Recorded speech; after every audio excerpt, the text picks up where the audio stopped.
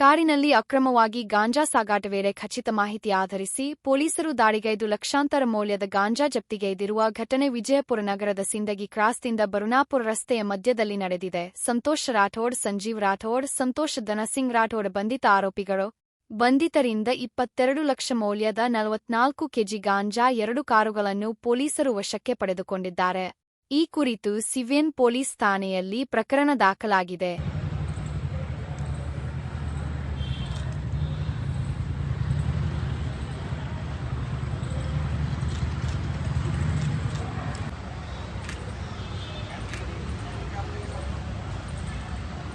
Right, sir.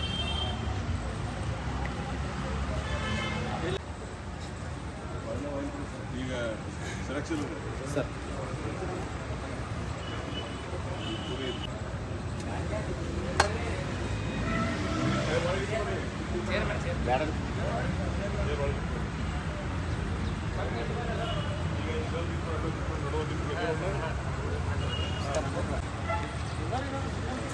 ಅದು ಬರ್ಬೇಕು.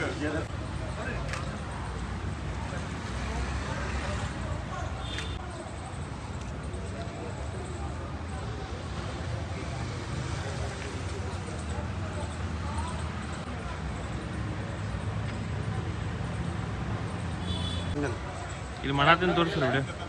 ಇದು ಮಾಡತ್ತರ